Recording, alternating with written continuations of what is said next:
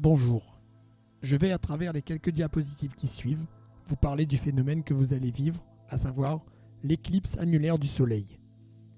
Merci de m'accorder votre attention pour profiter en toute connaissance de ce qui va se passer, car ce moment est peut-être unique dans la vie de chacun d'entre nous.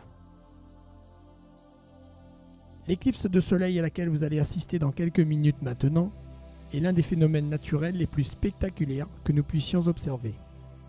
Le département français de la Réunion que nous habitons est situé à moins de 20 km de l'endroit où le phénomène sera le plus visible.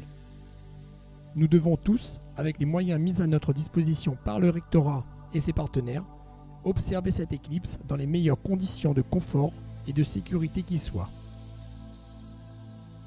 Comme vous le montre cette diapositive, la dernière éclipse de Soleil à la Réunion a eu lieu en 1901 et la prochaine aura lieu le 9 octobre 2200. C'est pourquoi nous devons vivre cet instant en connaissant les mécanismes mis en jeu et en s'appropriant le moment où cela va se produire. Mais qu'est-ce qu'une éclipse ?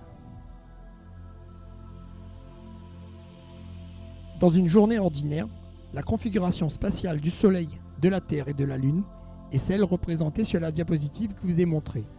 On voit que ces trois astres n'appartiennent pas au même plan. On dit qu'ils ne sont pas coplanaires. Vos professeurs de mathématiques pourront vous en dire plus à ce sujet.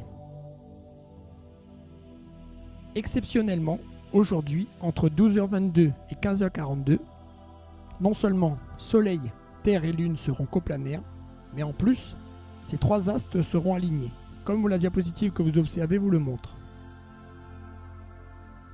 Dans quelques instants à Saint-Louis, nous pourrons observer à peu de choses près ce qui est montré sur cette diapositive. Cette configuration Soleil, Terre, Lune ne se produit que très rarement, tous les 100 à 150 ans en moyenne en un lieu donné. Cette périodicité dans le temps est certes infime à l'échelle de l'univers, mais à l'échelle humaine, je vous laisse juger par vous-même. Sur cette diapositive, nous avons représenté en bleu la bande de centralité, c'est-à-dire l'endroit à 15 km des côtes de la ville de Saint-Louis, où le phénomène sera le plus visible. Cependant, de là où nous sommes, au lycée professionnel de Rochemaigre, nous allons quand même vivre cet instant et observer l'obscurité partielle qui va se produire particulièrement entre 14h08 et 14h11. Voici quelques explications sur les horaires qui sont en bas à gauche de cette diapositive. À 12h22, le premier contact a lieu, c'est-à-dire que visuellement, les bords du disque lunaire et celui du Soleil entrent en contact. À 14h08, le disque lunaire est à l'intérieur du disque solaire, et ce, jusqu'au troisième contact, où la Lune s'apprête à sortir de cette configuration, disons, centrale. Le maximum du phénomène est observable entre 14h09 et 14h10 à Saint-Louis. C'est pendant ces 2 minutes, et uniquement pendant ces 2 minutes, que vous observerez avec les lunettes éclipse la Lune masquant en partie le Soleil. Sachez qu'à ce moment, 94% de l'éclairage du Soleil sera occulté. Mais attention, gardez bien vos lunettes éclipse sur vos yeux. Un conseil pour mettre vos lunettes et observer le phénomène en toute sécurité. Après que vous ayez récupéré les lunettes avec vos professeurs, rabattez les côtés de sorte à former les branches de la paire de lunettes, puis fixez-vous dans l'endroit qui vous aura été indiqué par votre professeur à l'extérieur et à leur signal, placez les lunettes sur vos yeux en dirigeant votre regard vers le sol. Ne bougez plus de là où vous êtes et levez lentement la tête en direction du Soleil. Faites l'observation en silence, en vous mémorisant cet instant important, et au signal du professeur, baissez la tête lentement vers le sol et enlevez vos lunettes éclipse que vous remettrez de suite à vos professeurs. Puis, vous regagnerez la salle de classe dans le calme.